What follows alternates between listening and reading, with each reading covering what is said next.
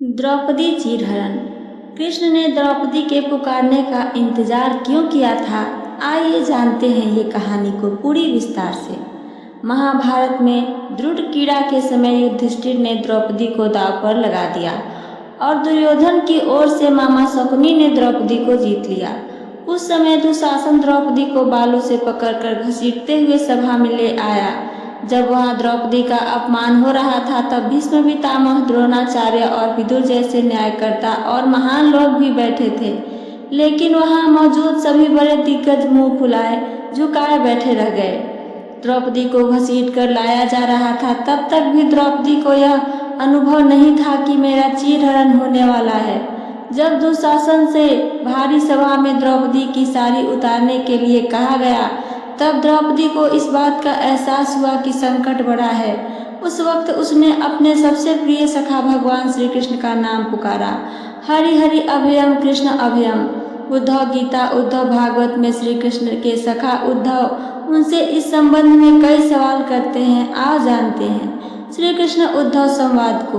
उद्धव कहते हैं, हे कृष्ण, आप पांडवों के आत्मीय प्रिय मित्र थे। आजाद बांधव के रूप में उन्होंने सदा आप पर पूरा भरोसा किया। कृष्ण, आप महान ज्ञानी हैं, आप भूत वर्तमान व भविष्य के ज्ञाता हैं, किंतु आपने सच्चे मित्र की जो परिभाषा दी है, क्या आपको नहीं लगता आपने उस परिभाषा के अनुसार कार्य नहीं किया? आपने धर्मराज युधिष्ठिर को धूर्त यानी जुआ खेलने से रोका क्यों नहीं? चलो ठीक है, आपने उन्हें नहीं रोका, लेकिन आपने भाग्य को भी धर्मराज के पक्ष में नहीं मोड़ा।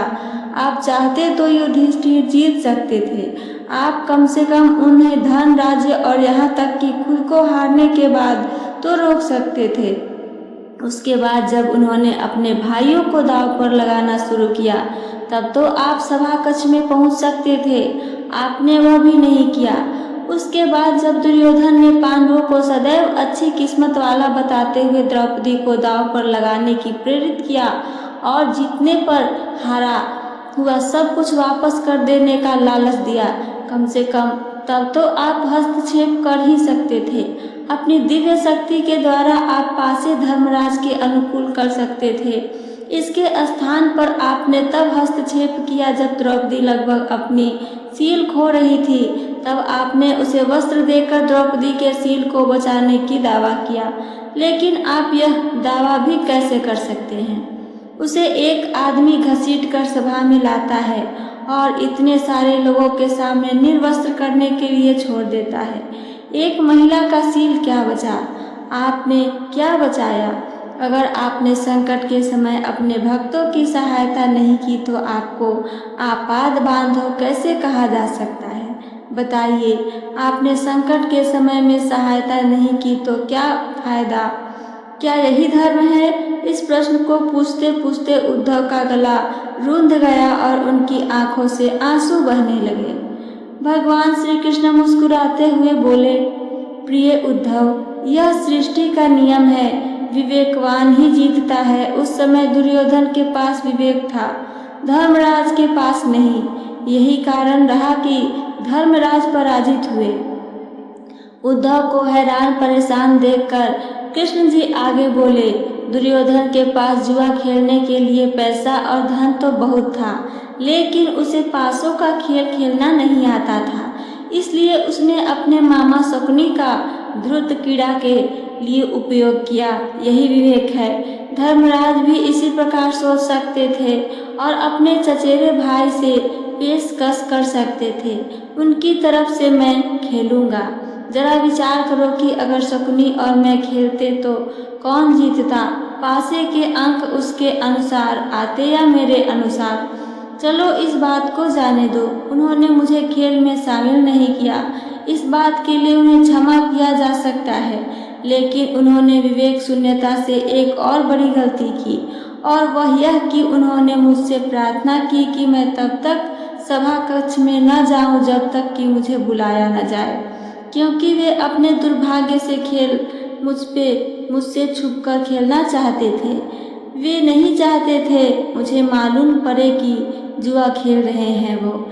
इस प्रकार उन्होंने मुझे अपनी प्रार्थना से बांध दिया, मुझे सभा कक्ष में आने की अनुमति नहीं दी। इसके बाद भी मैं कक्ष के बाहर इंतजार कर रहा था कि कब कोई मुझे बुलाता है। भीम, अर्जुन, नकुल और सहदेव सब मुझे भूल गए, बस अपने भाग्य और दुर्योधन को कोसते रहे। अपने भाई के आदेश पर जब दुशासन द्रौपदी को बाल पकड़कर घसीटता हुआ सभा कक्ष में लाया, द्रौपदी अपनी सामर्थ्य के अनुसार जूझती रही, तब भी उसने मुझे नहीं पुकारा। उसकी बुद्धि तब जागृत हुई जब दुशासन ने उसे निर्वस्त्र करना प्रारंभ कर दिया। जब उसने स्वयं पर निर्भरता छोड़कर हरि हरि अभयम कृष्ण अभयम की गुहार लगाई, तब मुझे उसके शील की रक्षा का अवसर मिला। जैसे ही मुझे पुकारा गया, मैं अविलंब पहुंच गया। अब इस स्थिति में मेरी गलती क्या थी, मुझे बताओ। उद्धव बोले, कान्हा, आप स्पष्टीकरण प्रभावशाली अवश्य हैं, किंतु मुझे पूर्ण संतुष्टि नहीं हुई। क्या मैं एक और प्रश्न पूछ सकता हूँ? कृष्ण की अनुमति से उद्धव ने पूछा।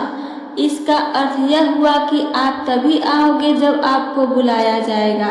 क्या संकट से घिरे अपने भक्त की मदद करने आप स्वतः नहीं आओगे? कृष्ण जी मुस्कुराए। उद्धव, इस सृष्टि में हर एक का जीवन उसके स्वयं के कर्मफल के आधार पर संचालित होता है।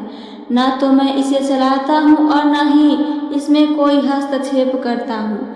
मैं केवल एक साक्षी हूँ। मैं सदैव तुम्हारे नज़दीक रहकर जो हो रहा है उसे देखता हूँ। यही ईश्वर का धर्म है। उलाहना देते हुए उद्धव ने पूछा, वाह वाह, बहुत अच्छा कृष्ण।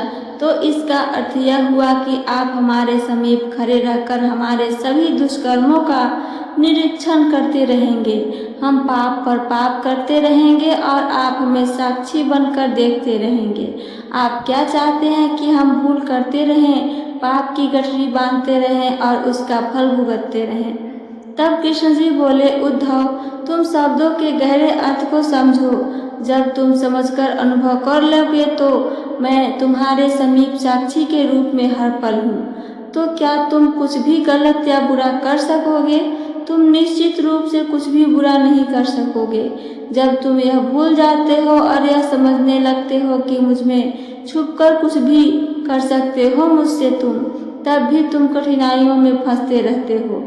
धर्मराज का अज्ञान यह था कि उसने माना कि वह मेरी जानकारी के बिना जुआ खेल सकता है। अगर उसने यह समझ लिया होता कि मैं प्रत्येक के साथ हर समय साक्षी रूप में उपस्थित हूँ, तो क्या खेल का रूप कुछ और नहीं होता? उद्धव मंत्रमुग्ध हो गए और बोले, प्रभु, कितना गहरा दर्शन है, कितना महान सत्य। प्रार्थना और पूजा पाठ से ईश्वर को अपनी मदद के लिए बुलाना तो महज हमारी पर भावना है, किंतु जैसे ही हम यह विश्वास करना शुरू करते हैं कि ईश्वर के बिना पत्ता भी नहीं हिलता, तब हमें साक्षी के रूप में उनकी उपस्थिति महसूस होने लगती है। गड़बड़ तब होती है जब हम इसे भूलकर सांसारिकता में डूब जाते हैं। तो ये थी मेरी आज की महाभारत से ली हुई कहानी।